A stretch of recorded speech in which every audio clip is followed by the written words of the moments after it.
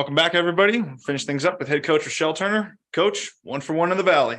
First thoughts and go to questions. We'll take it. Anytime it's a first, that's something people are going to remember. And we talked to the players about that this would be a game that they would remember because it's such a unique situation starting out your first game ever in a new conference, and you're playing a team that it's their first game ever in a new conference. But just really proud of the way we came out, and we played hard the whole time.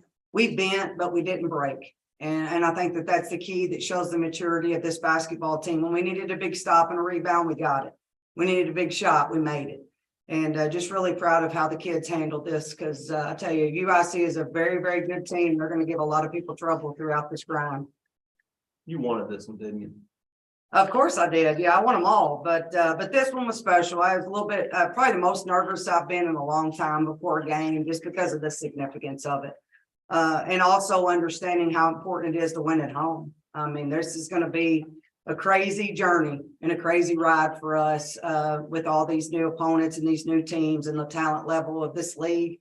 So for us to be able to get this first one under our belt's really exciting. I thought for a little bit there in the third quarter, you were trying to channel your own DJ Burns there, trying to get the crowd into it. Yeah, I normally don't do that, but for some reason I'm like, man, we need to stop right here. And we had a great crowd, and I hope anybody listening understands how important that is to this game. I thought that they were the sixth man for us. When we got down, they stayed behind. They got up on the, when we went away, I was a little bit worried about the crowd, what the crowd would be like, and atmosphere would be. But Racer Nation put up and out, and myself and my staff and the girls truly appreciate all of our fans. Would it be safe to say that you were talking about free throws at halftime? Well, we didn't shoot any. That was the thing that I was most upset about. One of the stats that I'm most proud of is we're 7th in the nation in fewest fouls in the nation, because we don't foul. Our kids are not to foul. And sometimes we're not aggressive enough because of that, but you got to kind of give and take with that. And the amount of fouls that I felt like were called on us versus the number of fouls that were called on them. But it evens out. We ended up shooting more free throws than them for the game, and we're a pretty good free throw shooting team. Honestly, when Macy or Caitlin missed one, it almost just is a shock, because they just don't. But Bria stepped up, made some huge free throws for us tonight, and we've got to have that, especially with our guard play, because the way she plays, she's going to get fouled quite a bit. Looks like Hannah to make her comeback. I said that she was going to. Something's wrong with your. Sorry. Or you just got tired of looking at my face. I'm not sure which one happened. It could be either. Okay, here we go. Yeah, I mean, Hannah's key. And I said this all along. I said she's on her way back. She's going to get back, and she picked a great time to come back. They're going to double Kate. And having someone like Hannah off the ball that can make that shot, that can make the passes to her, that can put the ball on the floor, that can keep the ball moving, is just second to none. So to see Hannah come out and have a big night tonight really energizes me. And, we're going to get Macy making shots, Jordan continue to make shots, and we're going to get other people involved, because we're going to get to the point where we consistently have 4 people in double figures. What's the process been like getting Hannah more involved? She said she's been seeing a lot of coaches, getting in the gym more, making sure she's perfecting her craft in a way. What's that process been like? Well, for Hannah, it's the 6 inches between her ears, because she's no different than she was 6 games ago. It's just confidence. She has to have confidence. She has to believe.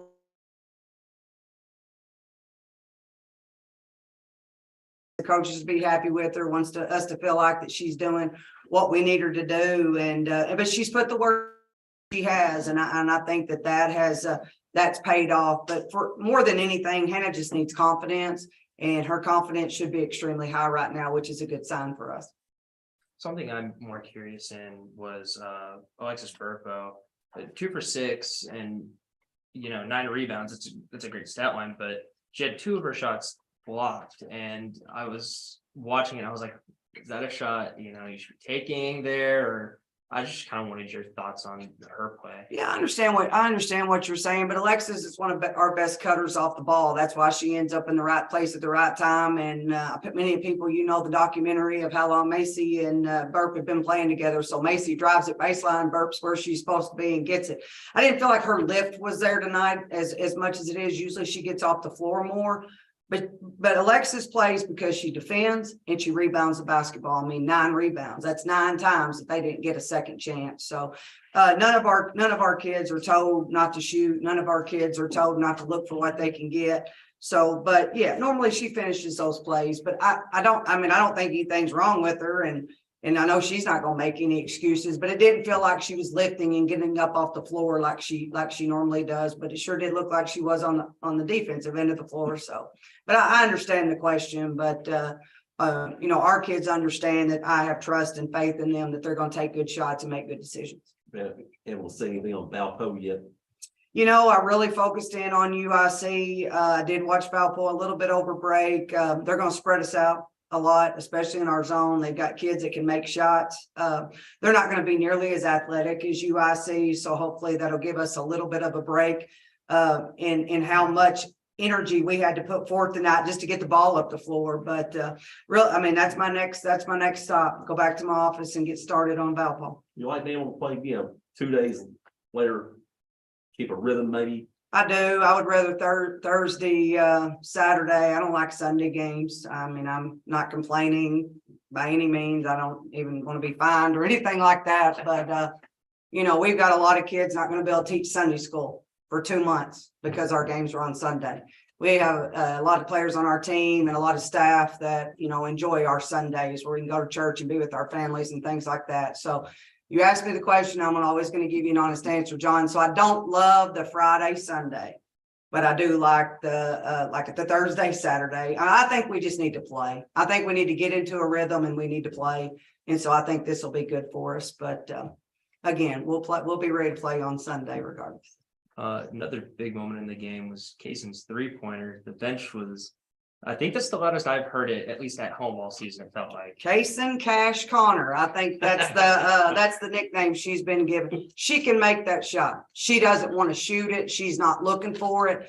She's one of the only kids that will play as hard as they possibly can and cares nothing about the offensive end of the floor except throwing it to Caitlin or throwing it to the right person or making the right cut. You don't find those kids very often. That cloth didn't cut in this day and time, someone that unselfish. And so that's why her teammates are so much for her when she does make shots like that or she makes plays like that, because she's the most unselfish player that you could have as a teammate. She's just a great teammate. But I thought her play tonight really elevated us to the next level. If she can continue to play like that for us throughout conference, that's just going to give us another weapon. I thought y'all really fought hard on the boards tonight. Rebounding's kind of been the cornerstone of our wins. I felt like that was the difference in most of our games. And we went in tonight, and you can ask the girls. I said, if we will defend and we will rebound, we will win. Now, I didn't know we were going to shoot 59% from 3, so that's wonderful. That was a bonus. But I think every single night in this league, you have to defend and rebound and then let everything else fall where it does. But we put a major premium emphasis on rebounding the basketball this year. And the crazy thing is I go back and I listen to the broadcast, and all these analysts want to talk about how hard it is to rebound out of a zone.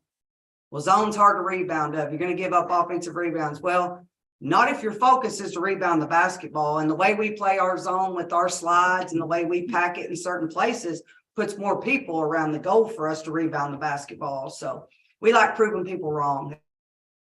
This year, we want people wrong. If they say we can't rebound out of the zone, we're going to rebound out of the zone. But I've noticed the rebounds were not your classic grab out of the air. A lot of them were bounce rebounds where you're having to go like a loose ball. Yeah, you just got to go get it. And there was there where they made the winning plays. They got 3 or 4 of the loose balls, and in immediate timeout or next time out, like we don't get beat on winning plays. But so there's a lot of credit to them because they play hard, they go after you, they never quit. They're well coached. Ashleen, I call her by first name. She does a great job, and she's done a great job with that program, taking that program over. And but they play like her. You take on the competitiveness of their coach. She was assistant at Missouri, and she's played a lot of high level basketball in her days. So credit to them. But I felt like our kids out of area rebounding was good as well. And I know I've asked you a lot about rotations, minutes this year, but talking about rebounds, you've got 3 kids that are regular rotational players. that are 6'1" or taller. I'm sure that helps a lot in terms of rebounding. It does, and they have a rebounding mentality. I mean, JB's whole mentality is to go get the rebound, and she's always gonna play because she defends and rebounds, and Hannah's changed her mentality to go get the basketball, and Kate rebounds well, but you got a guard in Burpo that's getting you 9, 10 a night. And Macy and Bree are good rebounders as well. So I mean, it's a collective effort, but our kids understand that their coach is going to play them if they defend and rebound. So that's the #1 priority of all the players on our team that want to play. Any more questions?